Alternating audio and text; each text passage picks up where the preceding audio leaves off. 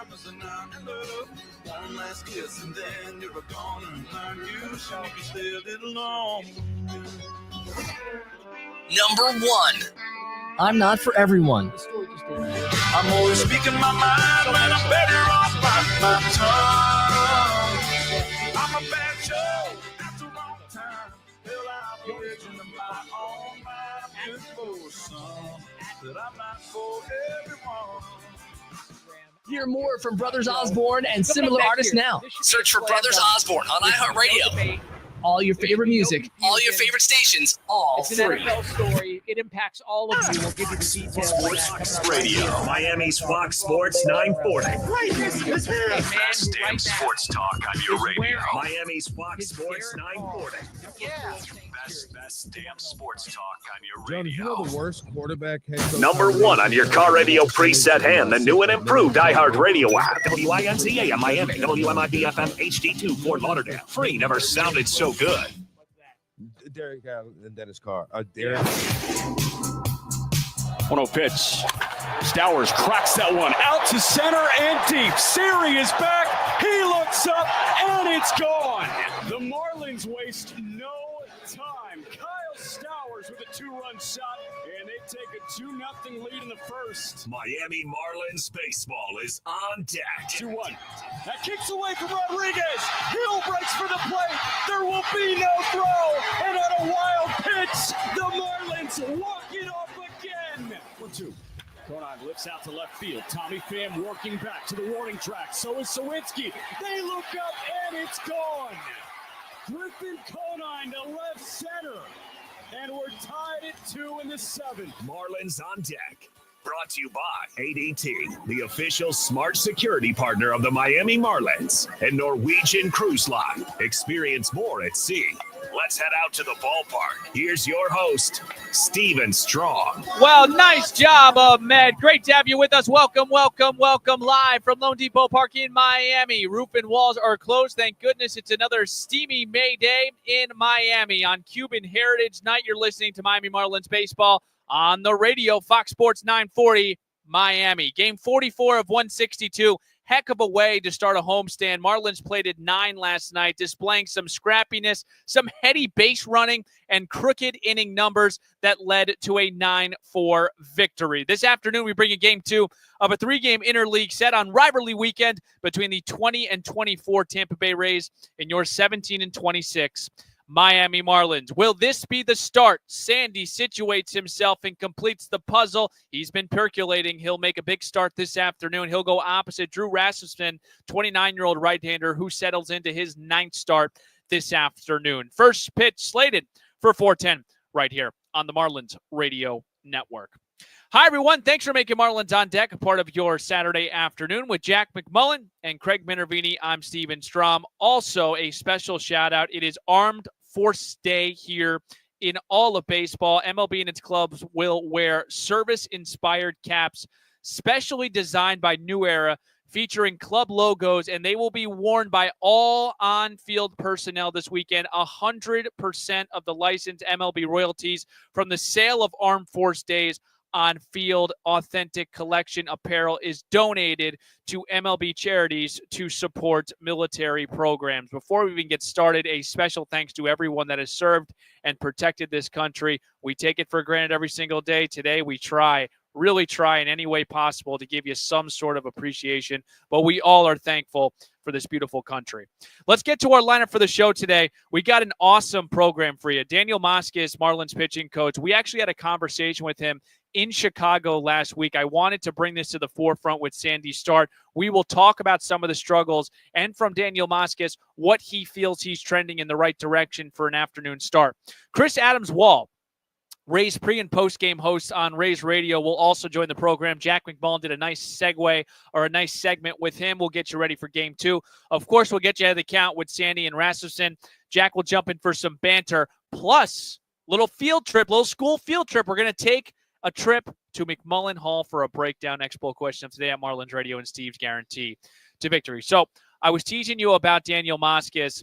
We did talk with him last week, Marlins pitching coach. We talked about Sandy Alcantara, but let's hear it from the man himself. Of course, Sandy right now is 2-5 with an 8 ERA. Here's our conversation on why Sandy has struggled that we'll hear right now. If you had to give us a pie chart of why you feel Sandy hasn't performed to what we think Sandy is, what would the slices look like? I think the comeback from injury, I don't think it's a detail we can just gloss over. Like, I'm not going to put blame or make excuses, but Sandy was a guy who thrived on execution and command. And coming back from surgery, a significant one like Tommy John, execution and command tend to be the last thing to come back. You return to health, you feel strong, you usually return to your normal velocity, which he has shown he's capable of. Now, it will be hit or miss. Like, some days he's going to have probably 95, 97, and other days he's going to have 98 to 100. And that's another, you have to take inventory each day, each start of what you're going to have on that given day. Something that was encouraging, at least if we're going to isolate something from yesterday, is he started out the game mostly in the 95, 97 range, and then you saw about the fourth or fifth inning, he started to tick up to like 97, 98, grabbed 100, and you started to see him get a little bit of that swagger back. And I think that's a decent segue to talk about like the mentality of coming back from a surgery. Like, there are still questions, like, you're back to full health, but are you back to full performance?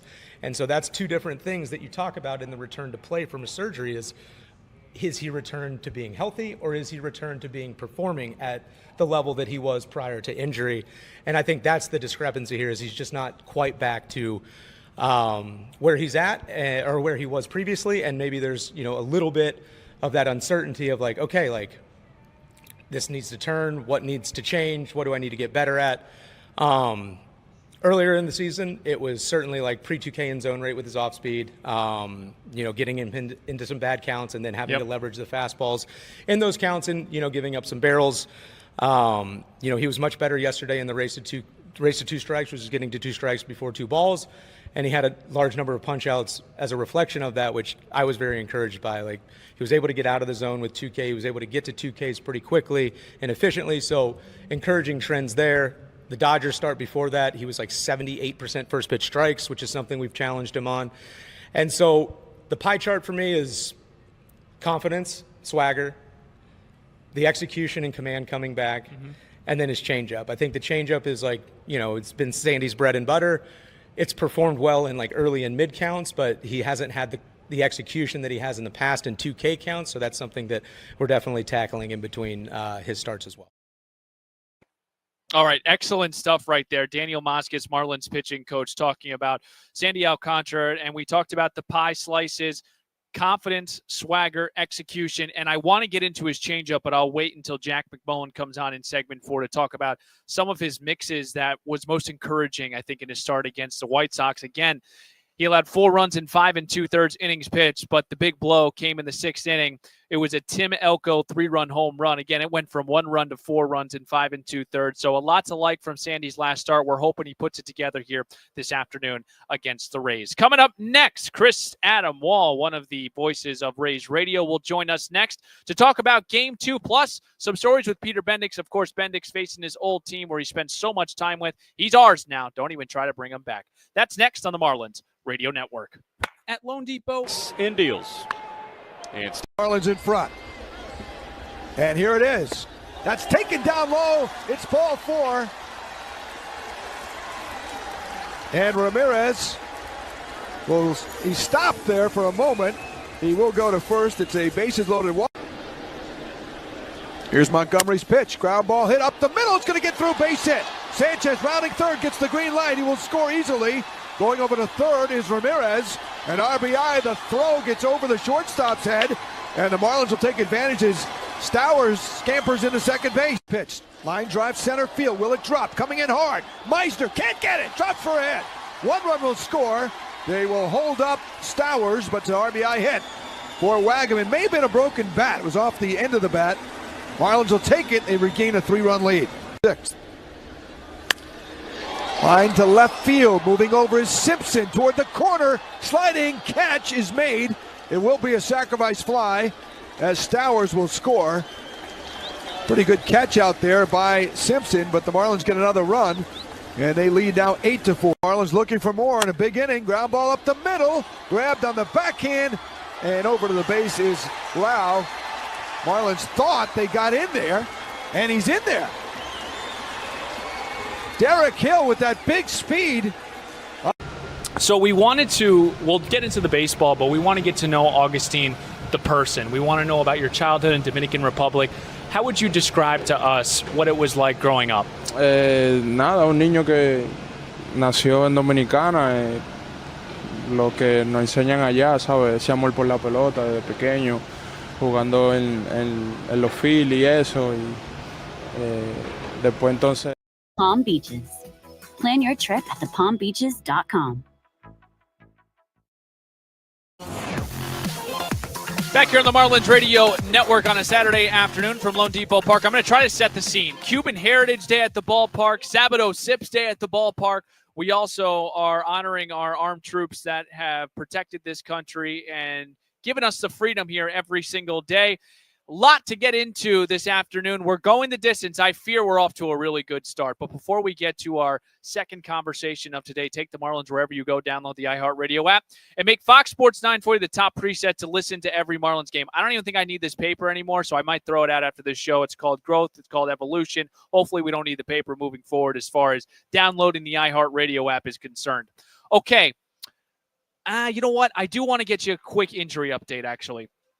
So, yesterday, Xavier Edwards' back soreness was not in the lineup yesterday. Imaging came back okay, and then we actually saw him taking ground balls. So that's a good sign for Xavier Edwards. I guess we'll see how he responds over the next couple of days, but he is not in the lineup again tonight. Again, he was out yesterday with back soreness. Edward Cabrera was supposed to start yesterday, but his start was pushed back to it due to fluid buildup in his finger. He had a bullpen session today. It went well. McCullough said today that he will start Monday against the Cubs. So that's the injury front. So some good news with Xavier Edwards and Edward Cabrera. Okay, Chris Adam Wall, one of the voices of Rays Radio. He hosts a pre- and post-game show. Caught up with Jack McMullen earlier this afternoon to preview Game 2. Thank you very much, Stephen. Here with Chris Adams Wall, one of the Rays radio announcers who was the voice of the Montgomery Biscuits for a handful of years. That included Xavier Edwards' time in Montgomery.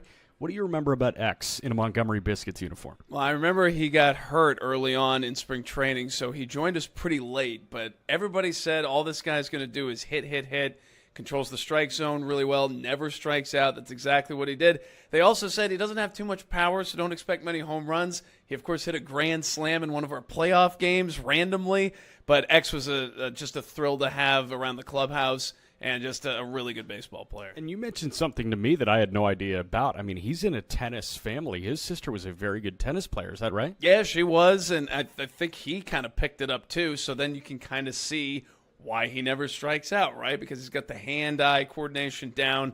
I mean, just a super athlete. And his sister, obviously, a very good athlete also. So, Chris Adams Wall, we chatted 2 years ago in Biloxi, Mississippi. And just for the broadcast nerds out there, you had an interesting path to Montgomery as the voice of the Montgomery Biscuits that involved a pretty big name in the broadcast space. How did you get to Montgomery, Alabama? This might take us a little while. I'll try to give you the abridged version. So, really wanted a job at ESPN as a production assistant. Failed the test that they administer, right? Because I didn't know what the formula for ERA was. Go figure. I called games in college at Bowdoin College, my alma mater in Brunswick, Maine, where I was born, actually. Never called baseball, of course. So I didn't get the job at ESPN. Thought going to Spain would be fun to teach English for a year with a bunch of my friends. I did that, traveled all over the world. That was great. I always thought I wanted to be an actor, so I moved to L.A. No one's ever done that before. Did that for a little while. Got a job at Fox Sports through some connections from my high school. Worked at Fox Soccer Channel, which is now defunct. That turned into FS1. I was a production assistant there. Second year doing that, I was on a production assistant, remote production crew. And Joe Davis was our play-by-play guy. Got to know him very well. Joe started his broadcasting career with the Montgomery Biscuits. And then Joe put me in touch with Aaron Vargas, who was his number 2. Aaron hired me as his number 2. Aaron left after a year, and the rest is it's crazy. Life is nuts. God is very good. And Montgomery, the AA affiliate of the Rays, and now you're here in Tampa. And you got to deal with Peter Bendix a little bit over his time in Tampa. Obviously, he's in year 2 as the Marlins president of baseball operations. What do you remember about Peter and just how often he was getting out to the affiliates? Because I know that's something he still prides himself on. Peter is a genius. I mean, there's nobody like him in baseball. He knows exactly what he's doing. if you have 5 minutes, ask him about any player, and he'll tell you all these things that you thought you knew, but you didn't really. So, I mean, I loved interacting with Peter. He would often join us on the road. I think he was in Pensacola a lot, I believe, but he would come to Montgomery as well. Just a joy to be around. You guys know. I mean, he's just a one of one. So we certainly miss him at the Tampa Bay Rays, but are thrilled for him that he's here in Miami now. Chris, last one for you. Looking ahead, Evan Longoria is going to be at Tampa Bay Ray when the Marlins are in Tampa at the beginning of June. I don't know if he's going to be there for the entire year. I don't even know if he's going to be there the next day. What's the whole intricacy in terms of Evan Longoria's one-day contract with Tampa? I think it's just it's a ceremonial thing, because I remember he came back to Tropicana Field last year for a little bit just to say hi, because he never got that opportunity as an opposing player. I mean, he went to the Giants, and the Giants never came back to Tropicana Field. Then he was in Arizona. Then he played Game 5 of the World Series, and then that was it. He never got a chance to say goodbye. So it'll be purely ceremonial, I think, but it'll be really cool. It's weird circumstances, too, because it will be at Steinbrenner Field, but hopefully Tropicana Field will be up and running for him to come back also in the future in 2026 and beyond. But it's going to be a really exciting day. I mean, he is the greatest Ray, as you guys know. Yeah, the all-time greatest Ray, Evan Longoria. We will see that one-day contract that he signs, and maybe a little retirement ceremony for Longoria as well. But Chris Osborne, really appreciate it. Thanks for having me, Jack. Appreciate it. Steven. All right, nice job, Jack and Chris. Yes, Evan Longoria, 3-time All-Star Rookie of the Year back in 2008, and a Gold Glover 3 times in 2009, 2010, and 2017. Those Rays, I mean, the first player you think of, I think maybe you go Longoria, Price, James Shields, Carlos Pena. There were some really good Rays team. Congratulations. Jack, I heard your mic come on. Were you going to name a player? Carl Crawford. Okay. I didn't even have to look. I just heard you. Good stuff on that front. The Marlins, how about this, are looking to win a set in the Citrus Series for the first time since 2018. They can do it with a win this afternoon. Sandy Alcantara on the bump. We will preview the matchup on the mound next on the Marlins Radio Network. Marlins in front. And here it is. That's taken down low. It's ball 4. And Ramirez, well, he stopped there for a moment. He will go to first. It's a bases loaded walk. Here's Montgomery's pitch. Ground ball hit up the middle. It's going to get through, base hit. Sanchez rounding third, gets the green light. He will score easily. Going over to third is Ramirez. An RBI. The throw gets over the shortstop's head. And the Marlins will take advantage as Stowers scampers into second base. Pitched. Line drive center field. Will it drop? Coming in hard. Meisner can't get it. Drops for a hit. 1 run will score. They will hold up Stowers, but it's an RBI hit for Wagaman. May have been a broken bat. It was off the end of the bat. Marlins will take it and regain a 3-run lead. 6th. Line to left field. Moving over is Simpson toward the corner. Sliding catch is made. It will be a sacrifice fly as Stowers will score. Pretty good catch out there by Simpson, but the Marlins get another run. And they lead now 8-4. Marlins looking for more in a big inning. Ground ball up the middle. Grabbed on the backhand. And over to the base is Lau. Marlins thought they got in there. And he's in there. Derek Hill with that big speed. So we'll get into the baseball, but we want to get to know Augustine, the person. We want to know about your childhood in Dominican Republic. How would you describe to us what it was like growing up? Nada, un niño que nació en Dominicana, lo que nos enseñan allá, ¿sabes? Ese amor por la pelota desde pequeño, jugando en los field y eso, y después entonces pasar profesional, algo increíble. Yeah, just like any other Dominican kid, right? Just including Medicare and other federal and state-funded programs. Hey, this is Andrew Nardi, and you're listening to Marlins on Deck with Steven Strom on the Marlins Radio Network. You gotta fight for your right to Nardi.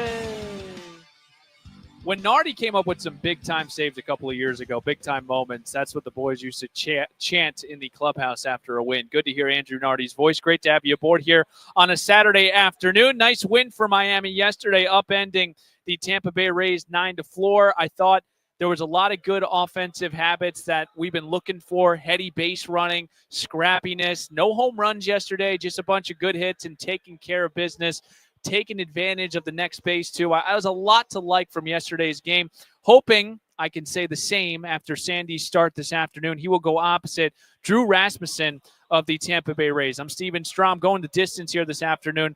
Jack McMullen and Craig Minervini have your call, but Jack will join me in the next segment. We'll start here with Drew Rasmussen, 29-year-old right-hander, former Brewer 6th-round pick in 2018.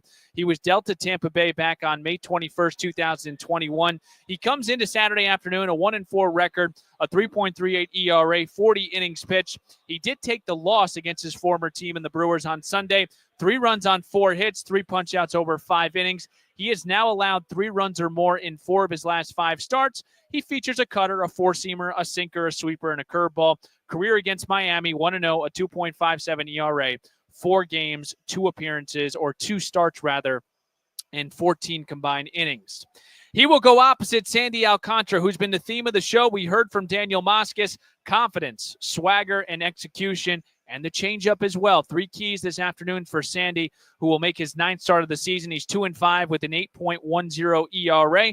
Over 36 2/3. We talked a little bit about his last start in Chicago. He did take the loss, yielded 4 runs on 7 hits, 3 walks, 5 2/3 against the White Sox. He allowed 1 run through 5 innings. Of course, that Tim Elko 3-run shot really ballooned that what ended up being 4 runs across 5 2/3.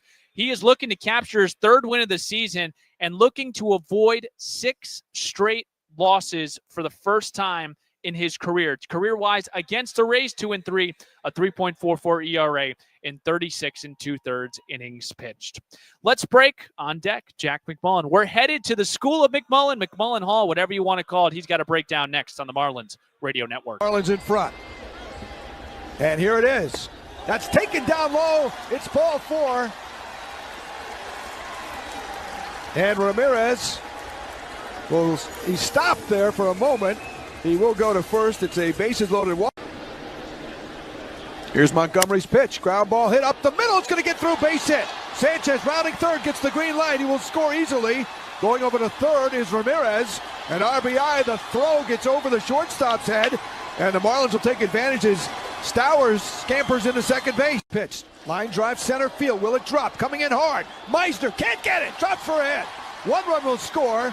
They will hold up Stowers, but it's an RBI hit for Wagaman. May have been a broken bat. It was off the end of the bat. Marlins will take it. They regain a 3-run lead. 6th.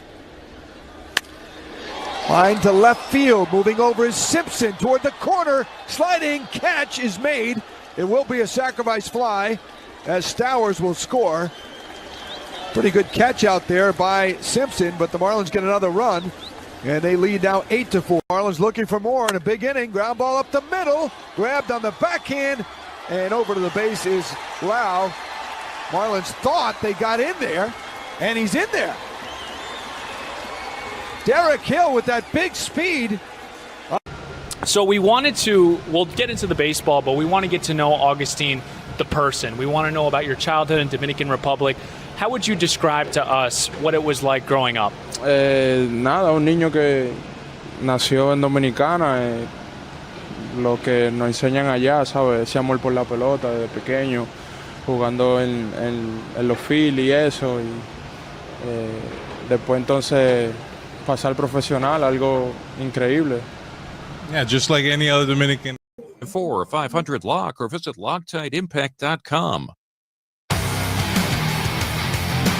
We're off and running here on a Saturday afternoon. Roof and walls are shut this afternoon at Lone Depot Park. Steven Strom, Jack McMullen joins me now. Sandy Alcantara will toe the rubber. Really nice victory for Miami yesterday. 9 runs, no home runs, and we talked about just some of the things that we liked offensively. But we're going to start here with the pitching, Jack, particularly with Sandy Alcantara. 5 2/3 last week, got burned on the Tim Elko home run. But you liked his usage in his last start against the White Sox. Why? I did. I liked it because he was mixing his 4-seamer and his sinker up a little bit. And we've talked about establishing your fastball. And I think I'm not going to call establishing your fastball overrated. I think establishing your fastball is important when you have a good heater. I love Ahmed's bringing the Beethoven before we called for the Beethoven. Great. But you know fine. what? I mean, whatever. We're in the hall. Class is in session. Beethoven, we're good. I think with Sandy Alcantara, it's important to establish a heater. This guy won a Cy Young because he was 97 and 99 miles an hour, and he was constantly hitting 100 miles an hour with that sinking fastball. Now, in terms of fastball execution and putting it on the perimeter of the zone, have we seen that to full effect? Not yet. But I like that he's not afraid of going to the fastball and the sinker. It seemed like through his first 4 or 5 starts, he might have been a little bit, and he was getting away from that sinker and that four-seam fastball. But here, last time out against Chicago, 60% fastball usage. That's the combination of his sinker and his four-seam fastball. I think if he's right around 60%, that's a place where he can live. Jack, let's stick with the arms here. All aboard the school bus. We're going to go to McMullen's Hall. We can bring it up now, Ahmed. This is the Beethoven. You looked up at me during the 7th inning, and you said Ronnie Enriquez pregame tomorrow. 18 appearances, 2.14 ERA in 21 innings pitched. Class is in session. Here you go, Jack. Okay, I brought a baseball to help me out with this. Ronnie Enriquez might be the nastiest reliever that the Marlins have in the bullpen. And Calvin Faucher's nasty. Anthony Bender's nasty. Jesus Tinoco, nasty. Bacher, nasty. Enriquez might be the grossest of the bunch when it comes to the arsenal. And here's why.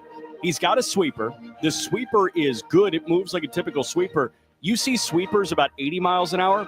His is at 85, 86. Sliders, it moves like a typical slider. His is at 88, 89. This is intense, Beethoven, by the way. I love it. Changeup's really good, too. The changeup's at about 90. But for me, the pitch that screams nasty for Ronnie Enriquez is his four-seam fastball. Why? It's because the four-seam fastball carries so well off of his fingertips. League average spin rate for a four-seam fastball is around 2250. 2250, okay. 2250. Keep that in mind. 2,250 RPMs, revolutions per minute. This guy is spinning his fastball about 2,600 RPMs. He's spinning it like crazy. He comes from a very low release height. Think about it. The major league average release height, if you're with us on StreamYard, is about 5'9". He releases from about 5'3". And when you talk about induced vertical break, just the amount of break that you get in terms of defying gravity, Ronnie Enriquez, with a league average fastball being about 15 inches, maybe 14 inches from a 5'3" release height, he's getting about 18 inches. Wow. So what this is, when we talk about a fastball carrying at the top of the zone, he's releasing from a low place, and it's shooting like a rocket ship to the top of the strike zone. By the laws of physics, it is impossible for a pitch to actually rise from an overhand delivery. But he makes it look like it's rising as well as anybody in this Marlins bullpen. Wow. And oh, by the way, it's not 92 miles an hour. It's 98. This guy has a gross four-seam fastball. His arsenal is legit closer stuff. And we talked to Daniel Moskis, too. He went from a 50% first pitch rate to now the highest in the bullpen at 64%. 7 of his 18 appearances, he recorded more than 3 outs. He's 5'10", 155, claimed them off waivers from the Minnesota Twins. And again, a 2.14 ERA. He has been outstanding in the bullpen, outstanding breakdown. Mr. Professor, what are we calling you? I don't know, but the Beethoven hit different. I got to tell you, Beethoven was nice with you. With the RPMs, it all made sense. All I have is a bachelor's degree, so I'm Mr. Thank you very much. All right, good job, Mr. McMullen. You'll hear Mr. McMullen and Craig Minervini in about, what do we got, 13 minutes? Let's break. Expo question, tough one on the Marlins Radio Network. Indials. And Stowers hits one high in the air, out to left center. That's pushing Suzuki back. He's looking up, and it's gone. Kyle Stowers and Oppo Taco. Field can. 1-2 pitch. Augustine massacres a ball. Out to left and deep. That thing is gone. Augustine Ramirez cutting through the haze. And the second solo homer for the Fish doubles their lead in the top of the fourth. Homers. Well, they were all solo homers. 0-2 pitch. Stowers hits one deep again down the right field line. You got Tucker looking up, and that one is gone. A multi-homer day for Stowers, and his third multi-homer day on the year. And the homer fest against Tyone continues. 98 was the... If you had to give us a pie chart of why you feel Sandy hasn't performed to what we think Sandy is, what would the slices look like? I think the comeback from injury, I don't think it's a detail we can just gloss over. Like I'm not going to put blame or make excuses, But Sandy was a guy who thrived on execution and command. And coming back from surgery, a significant one like Tommy John, execution and command tend to be the last thing to come back. You return to health, you feel strong, you usually return to your normal velocity, which he has shown he's capable of.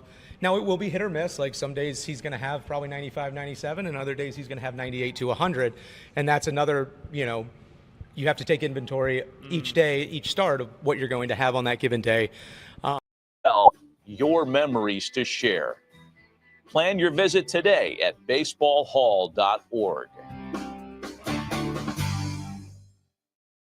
Number 1 on your car radio preset and the new and improved iHeartRadio app. WINCA in Miami. WMIB FM HD2 Fort Lauderdale. Free never sounded so good. Well, it's great to have you aboard on a Saturday afternoon, live from Lone Depot Park. It is steamy and hot outside. Thank goodness we've got some air conditioning. The roof and the walls are closed this afternoon. Sandy Alcantara toes the rubber for Miami. Got to do some house cleaning here, but before that, listen to your Marlins on the go. Download the iHeartRadio app and make Fox Sports 940 your top preset to listen to every Marlins game. Let's first hit on some of the updates from the manager. Clayton McCullough said Xavier Edwards, who was out yesterday, he's out again today with back tightness. He had some imaging. It came out okay. He was doing some baseball activity. We saw him taking grounders. It's about the response from Xavier Edwards to see if he's back in the lineup at some point over the next couple of days. Edward Cabrera, he was supposed to start on Friday. His outing was pushed back due to fluid buildup in his finger. He threw a bullpen session today. Ended up sounding like McCullough has Edward Cabrera starting on Monday against the Cubs. So good news on the two injury fronts. We'll see and monitor when we see Xavier Edwards back, but Edward Cabrera should be ready to go against the Cubs on Monday. Let's get to our Expo question of today. It is Cuban Heritage Day at the ballpark.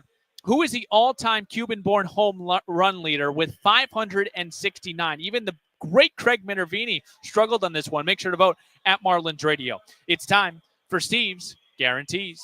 Batter up. Batter up. Let's play some ball. First pitch is moments away. Time now for Steve's Guarantees. Well, you feel like the puzzle piece is going to be completed this afternoon with Sandy Alcantara on the mound. We heard from Daniel Moskitz. It's about getting his swagger back, his confidence, execution, and the changeup. I think all four of those things click this afternoon against the Rays, who don't have a great offense. They're bottom of the league in hits and slug percentage. This is a good opportunity for Sandy to not only get back on track and feel 100%, but also to capture the Marlins' first Citrus Series victory since July of 2018. It's been 7 years since the Marlins have taken a series against Tampa Bay. I think they do it here this afternoon. Folks, I hope you got the itch for first pitch, because when we come back, Jack McMullen paints a picture. Craig Minervini, he's ready to rock. Starting lineups in first pitch is right around the corner. Thanks for tuning in to the Marlins On Deck pregame show. I'm Steven Strom. Let's flip the M together, Miami. Marlins baseball is next. This is the Marlins Radio Network. At Straight Talk, we are all